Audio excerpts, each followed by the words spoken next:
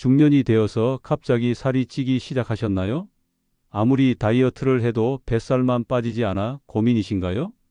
혹시 건강검진에서 당뇨 전 단계나 고혈압 진단을 받고 충격을 받으셨나요? 만약 그렇다면 오늘 이 영상은 당신의 인생을 바꿀 수 있는 마지막 기회가 될 것입니다. 왜냐하면 당신이 매일 먹는 그 하얀 밥 한 그릇이 바로 당신의 건강을 조용히 망가뜨리고 있는 진짜 범인이기 때문입니다. 더 충격적인 사실은 대부분의 사람들이 건강하다고 믿고 있는 현미밥조차도 잘못된 방법으로 먹으면 독이 될 수 있다는 것입니다. 안녕하세요. 저는 30년간 가정의학과 전문의로 활동하며 수많은 중년 환자분들의 건강을 되찾아 드리는 일에 매진해온 박민호입니다. 제가 오늘 이 자리에 선 이유는 병원에서도 쉽게 알려주지 않는, 하지만 당신의 남은 인생을 완전히 바꿀 수 있는 충격적인 사실을 공개하기 위해서입니다. 이 내용은 어쩌면 특정 집단에게는 매우 불편한 진실일 수도 있습니다. 왜냐하면 환자들이 건강해지면 그들의 이익이 줄어들 수 있기 때문입니다. 얼마 전 제 진료실에 50세 대기업 임원인 이정민 씨가 오셨습니다. 3개월 전 회사 건강검진에서 당뇨 전 단계 판정을 받고 완전히 패닉 상태였죠. 선생님, 저는 단 것도 별로 안 먹고 술도 많이 안 마시는데 왜 이런 결과가 나왔을까요? 하시더군요. 평소에 건강관리를 나름 한다고 생각하셨는데 갑작스러운 진단에 멘붕이 온 상태였습니다. 그분의 평소 식단을 자세히 들어보니 문제가 명확했습니다. 매일 아침 든든하게 먹는 흰 쌀밥 2공기, 점심 회사 구내식당에서 또 흰 쌀밥, 저녁에도 집에서 따뜻한 밥 한 그릇. 언뜻 보기에는 건강한 식단 같았지만 실제로는 하루 종일 혈당 폭탄을 터뜨리고 있었던 것입니다. 더 놀라운 것은 그분이 바쁜 일정 때문에 주말에 미리 밥을 많이 지어서 냉동실에 보관해뒀다가 전자레인지에 데워 먹는 습관이 있었다는 점입니다. 건강을 위해서라며 가끔은 현미밥도 섞어 드셨는데 이것조차 잘못된 방법으로 조리하고 계셨죠. 그분께서 하신 말씀이 아직도 기억에 남습니다. 선생님, 저는 정말 열심히 건강 관리를 하려고 노력했는데 왜 몸은 이 모양인지 모르겠어요. 회사에서도 스트레스 받는데 건강까지 이렇게 되니까 정말 막막해요. 여러분, 우리나라 40대에서 50대 성인 10명 중 3명이 당뇨 전 단계입니다. 그리고 그 주범이 바로 우리가 매일 먹는 흰 쌀밥이라는 사실을 아시나요? 흰 쌀밥의 혈당 지수는 87로, 이는 설탕 덩어리를 먹는 것과 거의 비슷한 수준입니다. 우리 몸에 들어가면 15분 만에 혈당을 급격히 올려 인슐린 분비를 과도하게 자극하고 결국 내장지방 축적과 인슐린 저항성을 만들어냅니다. 더 충격적인 사실은 냉동밥을 전자레인지에 데워 먹는 것이 신선한 밥보다 혈당을 더 빠르게 올린다는 연구 결과입니다. 냉동과 해동 과정에서 전분의 구조가 변화하여 우리 몸이 더 빠르게 흡수하게 되는 것이죠. 특히 바쁜 중년층들이 자주 이용하는 이 방법이 실제로는 건강에 더 해로울 수 있다는 것입니다. 일본 도쿄의과 대학에서 실시한 연구에 따르면 냉동 후 전자레인지로 재가열한 밥의 혈당 상승률이 갓 지은 밥보다 무려 31%나 높았다고 발표했습니다. 제 환자 중 또 다른 분인 48세 김영수 씨는 회사 임원으로 스트레스가 많은 직장 생활을 하시던 분이었습니다. 매일 야근에 회식, 그리고 집에 와서는 든든하게 밥 한 그릇씩 드시곤 했죠. 어느 날 갑자기 극심한 피로감과 함께 체중이 5kg이나 증가했고 검사 결과 당화혈색소가 6.3%까지 올라가 있었습니다. 당뇨 직전 단계였던 것이죠. 그분의 가장 큰 문제는 스트레스를 받을 때마다 밥을 폭식하는 습관이었습니다. 특히 야식으로 먹는 컵라면과 밥의 조합은 정말 최악이었죠. 하버드 의과대학에서 발표한 20년간의 추적 연구에 따르면 흰 쌀밥을 주식으로 하는 아시아인들의 제2형 당뇨병 발병률이 현미나 통곡물을 섭취하는 사람들보다 무려 55% 높았습니다. 이는 단순히 칼로리의 문제가 아니라 혈당 반응의 차이 때문입니다. 더욱 놀라운 것은 같은 칼로리의 현미밥과 흰쌀밥을 비교했을 때도 혈당 반응에 현저한 차이가 있었다는 점입니다. 실제로 제가 진료하는 환자들 중에서 가장 흔한 패턴이 있습니다. 40대 중반까지는 아무리 먹어도 살이 찌지 않았는데 갑자기 45세를 넘어서면서 같은 양을 먹어도 배만 나오기 시작하는 것입니다. 이것은 단순히 나이 때문이 아닙니다. 중년이 되면서 기초 대사율이 떨어지는 것도 있지만 가장 큰 원인은 인슐린 저항성이 생기기 시작하는 것입니다. 그리고 이 인슐린 저항성의 주범이 바로 매일 먹는 정제된 탄수화물, 즉 흰쌀밥인 것이죠. 제 환자 중 박선영 씨 45세는 정말 특별한 케이스였습니다. 갱년기 증상으로 체중이 급증하고 혈당도 불안정해져 고민이 많으셨는데 특이한 점은 운동도 열심히 하고 식단도 조절하려고 노력하셨는데도 불구하고 체중은 계속 늘어만 갔다는 것입니다. 자세히 살펴보니 문제는 밥을 먹는 타이밍과 방법이었습니다. 저녁 8시가 넘어서 밥을 드시고 그것도 뜨거운 밥을 후 불어가며 빨리 드시는 습관이 있으셨거든요. 그렇다면 도대체 어떻게 해야 할까요? 지금부터 제가 30년간의 임상 경험을 통해 발견한 4가지 기적의 밥짓기 비법을 공개하겠습니다. 이 방법들은 단순히 이론이 아닙니다. 실제로 수백 명의 환자들에게 적용해서 놀라운 효과를 본 검증된 방법들입니다. 첫 번째 비법은 마법의 식초 첨가법입니다.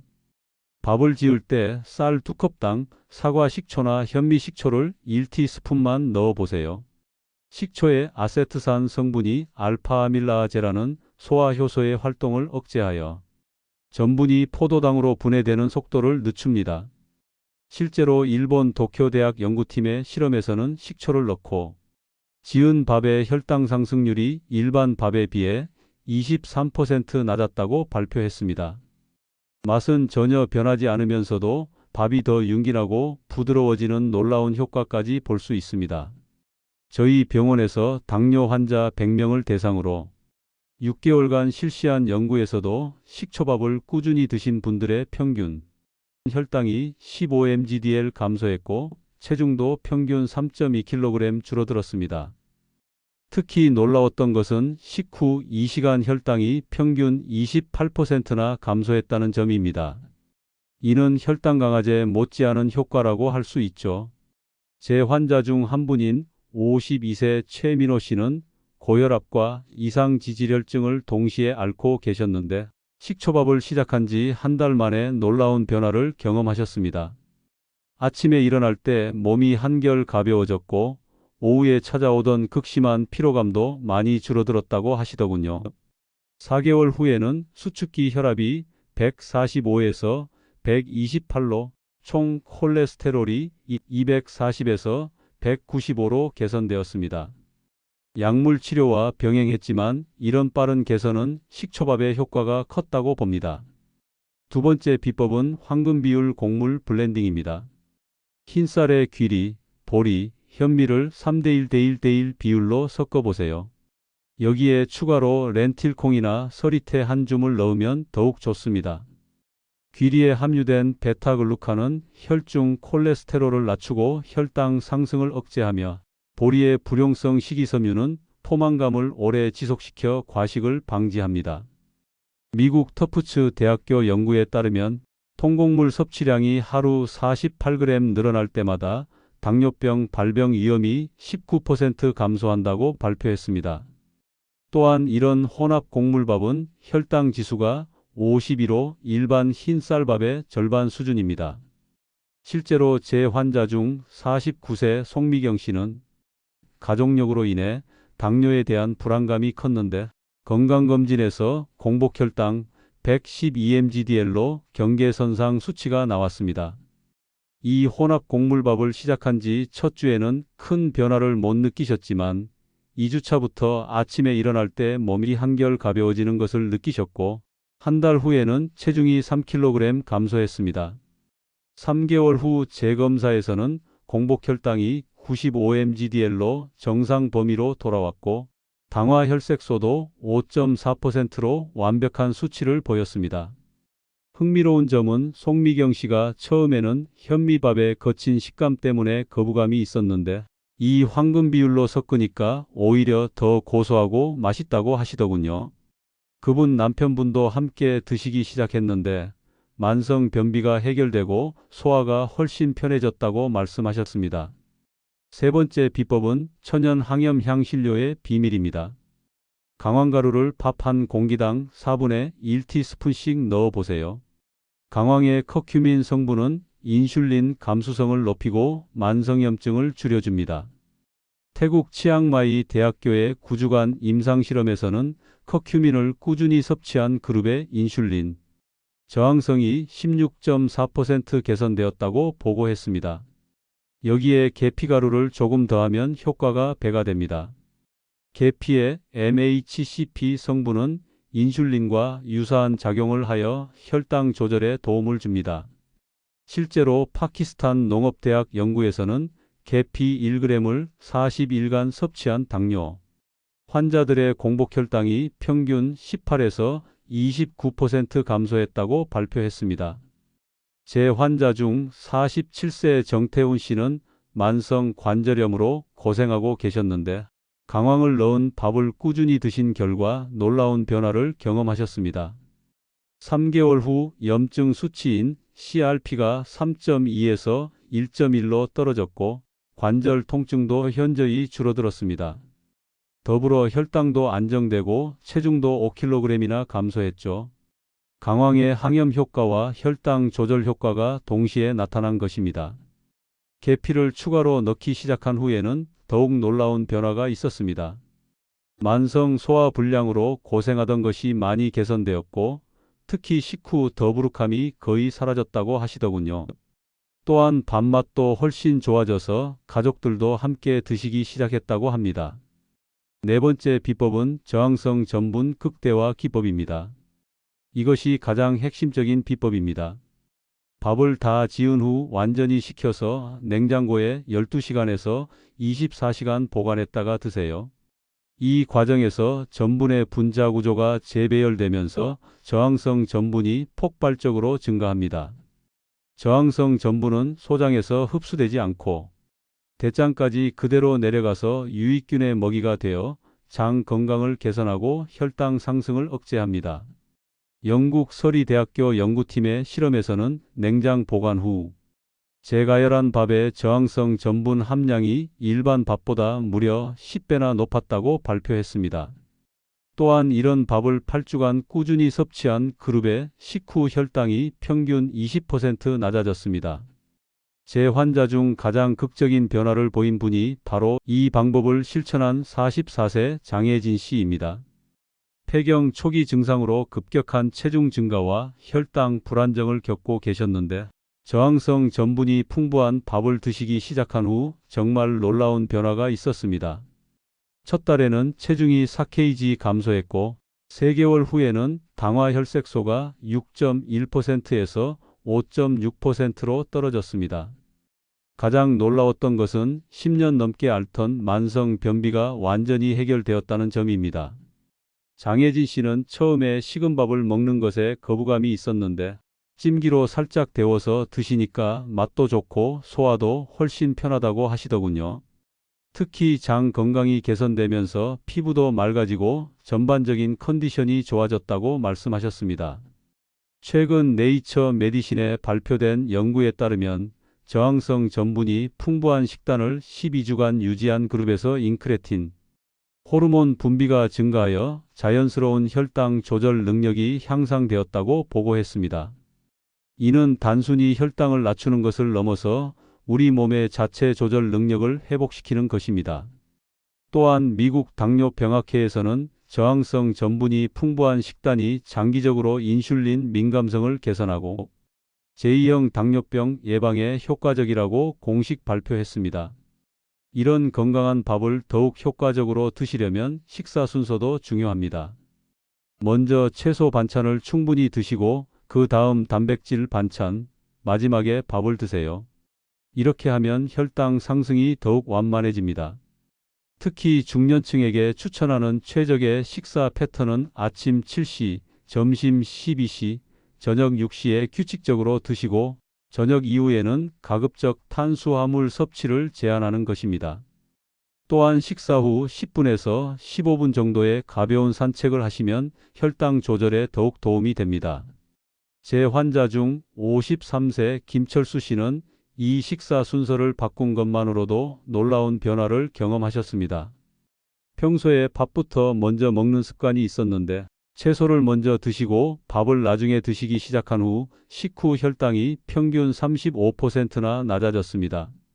또한 포만감이 오래 지속되어 간식을 찾는 횟수도 현저히 줄어들었다고 하시더군요. 하지만 주의해야 할 분들도 계십니다. 만성 신장 질환이 있으신 분들은 칼륨 함량이 높은 현미나 잡곡 섭취에 주의가 필요하고 와파린 등의 항응고제를 복용 중이신 분들은 강황 섭취 전에 반드시 담당 의사와 상의하셔야 합니다. 또한 위장이 약하거나 소화 기능이 떨어진 분들은 처음부터 너무 많은 양의 통곡물을 섭취하면 오히려 속이 더부룩할 수 있으니 소량부터 시작하여 천천히 늘려가시는 것이 좋습니다. 실제로 제 환자 중에 신장 기능이 많이 저하된 상태임에도 불구하고 주변에서 좋다는 말만 듣고 매일같이 온갖 잡곡을 다 섞은 밥에 강황까지 듬뿍 넣어 드시다가 오히려 몸 상태가 나빠져서 응급실 신세를 지셨던 안타까운 경우가 있었습니다. 또 다른 분은 평소 위장이 약했는데 갑자기 현미밥을 많이 드시기 시작했다가 극심한 소화 불량으로 고생하셨죠. 이런 식습관 변화는 단순히 당뇨 예방에만 도움이 되는 것이 아닙니다. 장기간 실천하시면 심혈관 건강 개선, 치매 예방, 면역력 강화까지 종합적인 건강 증진 효과를 볼 수 있습니다. 스웨덴 카롤린스카 연구소의 30년 추적 연구에 따르면 통곡물과 저항성 전분이 풍부한 식단을 유지한 그룹에서 알츠하이머 발병률이 38% 낮았다고 보고했습니다. 또한 염증 지표인 CRP 수치도 유의미하게 감소하여 전반적인 건강 상태가 개선되었습니다. 제 환자 중 55세 박영호 씨는 가족력으로 인한 치매에 대한 걱정이 많으셨는데 이런 건강한 밥 먹기를 실천한 지 1년 후 인지기능 검사에서 놀라운 결과를 보였습니다. 기억력과 집중력이 현저히 개선되었고 특히 업무 효율성이 크게 향상되었다고 하시더군요. 또한 혈관 건강도 좋아져서 동맥 경화도가 개선되었습니다. 또 다른 환자분인 46세 이순희 씨는 갱년기 증상으로 극심한 우울감과 불안감에 시달리고 계셨는데 장 건강이 개선되면서 기분도 많이 좋아지셨습니다. 최근 연구에 따르면 장과 뇌는 밀접한 연관이 있어서 장 건강이 좋아지면 세로토닌 분비가 증가하여 우울감이 개선된다고 합니다. 실제로 이순희 씨도 3개월 후부터는 항우울제 복용량을 줄일 수 있었습니다. 많은 분들이 궁금해하시는 것 중 하나가 외식을 할 때는 어떻게 해야 하느냐는 것입니다. 외식을 할 때도 원칙은 동일합니다. 가급적 현미밥이나 잡곡밥을 선택하시고 그것이 어렵다면 흰쌀밥이라도 식사 순서를 지켜서 드시면 됩니다. 또한 밥량을 평소의 절반 정도로 줄이고 대신 채소와 단백질 섭취를 늘리시는 것이 좋습니다. 제 환자 중 영업직에 종사하는 48세 정수민 씨는 외식이 잦아서 고민이 많았는데 이런 원칙을 지키신 결과 6개월 만에 당화혈색소가 6.4%에서 5.9%로 떨어졌습니다. 특히 점심 외식 후 오후에 찾아오던 극심한 졸음이 사라져서 업무 효율성도 크게 향상되었다고 하시더군요. 스트레스 관리도 혈당 조절에 매우 중요합니다. 만성 스트레스는 코르티솔 분비를 증가시켜 혈당을 올리고 복부 비만을 촉진합니다. 따라서 규칙적인 운동과 충분한 수면, 그리고 적절한 스트레스 해소법을 병행하시는 것이 좋습니다. 특히 식사 후 10분에서 15분 정도의 가벼운 산책은 혈당 상승을 20에서 30%까지 억제하는 효과가 있습니다. 제 환자 중 회계사로 일하는 43세 한미영 씨는 업무 스트레스로 인한 야식 습관 때문에 체중이 급증했었는데 저녁 식사 후 동네 한 바퀴 도는 습관을 만든 후 3개월 만에 7kg이 감소했습니다. 더불어 불면증도 해결되고 혈당도 안정되었죠. 특히 야식을 먹고 싶은 충동도 현저히 줄어들었다고 하시더군요. 수면의 질도 혈당 조절에 직접적인 영향을 미칩니다. 수면 부족은 렙틴과 그렐린 호르몬의 균형을 깨뜨려 식욕을 증가시키고 인슐린 저항성을 악화시킵니다. 하루 7시간에서 8시간의 양질의 수면을 취하시는 것이 중요합니다. 특히 밤 11시 이전에는 잠자리에 드시는 것이 좋습니다. 제 환자 중 택시 기사로 일하는 51세 오정훈 씨는 불규칙한 수면 패턴으로 인해 혈당 조절이 매우 어려웠습니다. 야간 근무가 많아서 낮에 자고 밤에 일하는 생활이었는데 수면 스케줄을 조정하고 오늘 말씀드린 밥 먹기 방법을 적용한 결과 6개월 만에 당화 혈색소가 7.2%에서 6.1%로 대폭 개선되었습니다. 물 섭취도 혈당 조절에 중요한 역할을 합니다. 하루 8잔 이상의 물을 마시시되 식사 30분 전과 식사 후 1시간 후에 마시는 것이 좋습니다. 식사 중에는 가급적 물을 적게 드시는 것이 소화에 도움이 됩니다. 특히 따뜻한 물이나 허브차를 드시면 소화를 돕고 혈당 상승도 완만하게 만들어줍니다.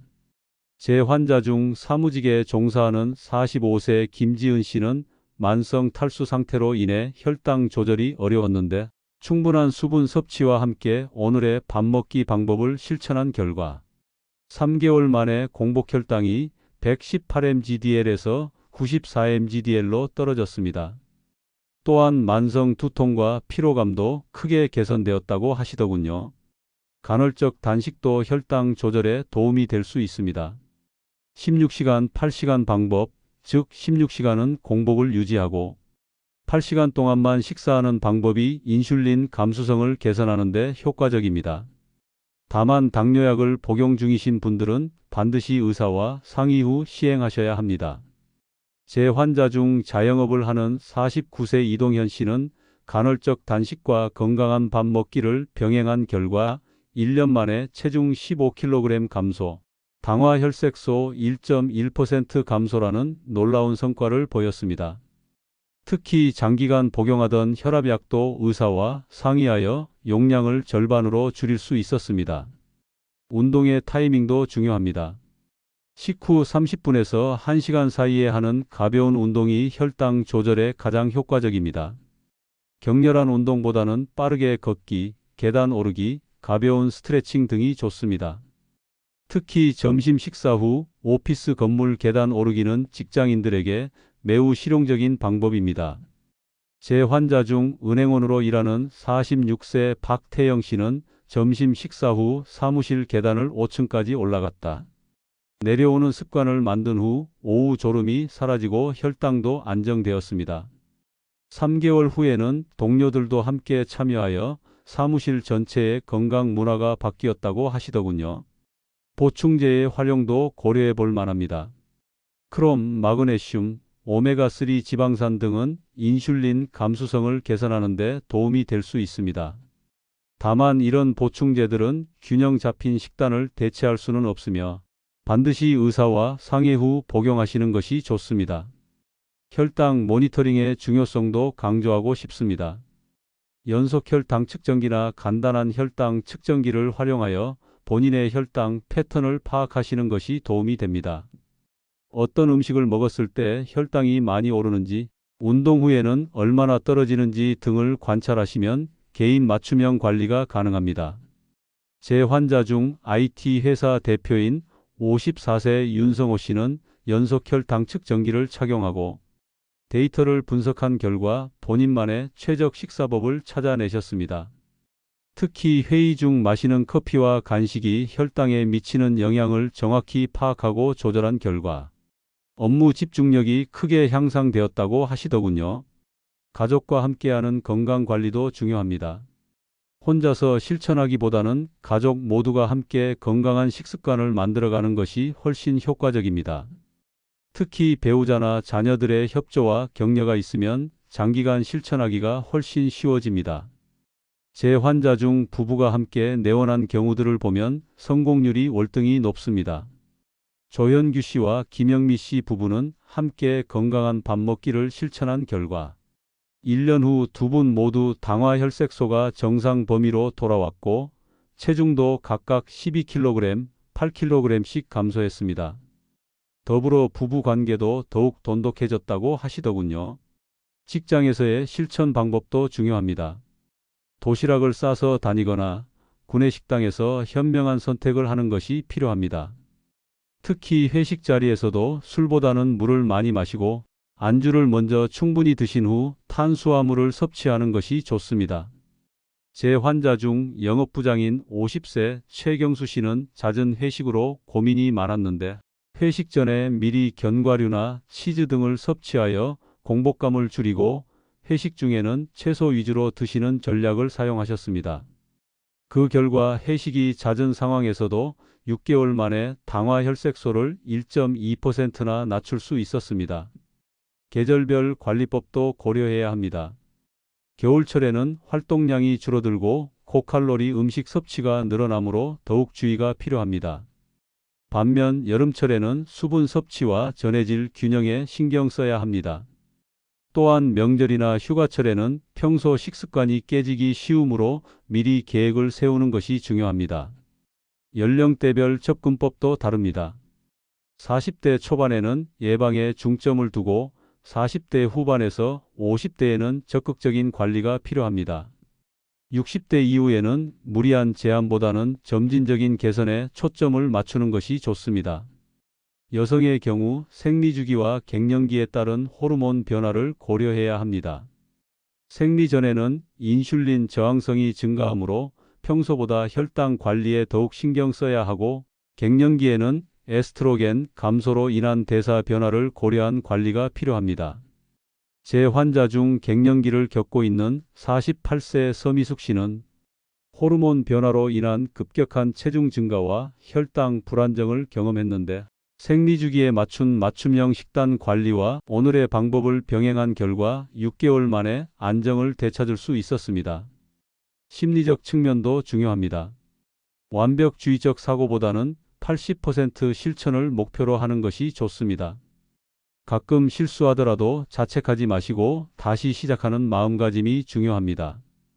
작은 성공을 축하하고 격려하는 것도 지속 가능한 건강관리의 비결입니다. 제 환자 중 완벽주의 성향이 강한 45세 김성준 씨는 처음에 모든 것을 완벽하게 지키려다가 스트레스만 쌓였는데 80% 실천 원칙을 적용한 후 오히려 더 좋은 결과를 얻을 수 있었습니다.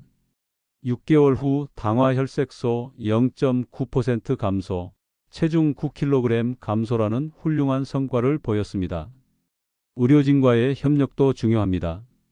정기적인 검진을 통해 혈당, 혈압, 콜레스테롤 등의 수치를 모니터링하고 필요시 약물 조정을 받으시는 것이 좋습니다.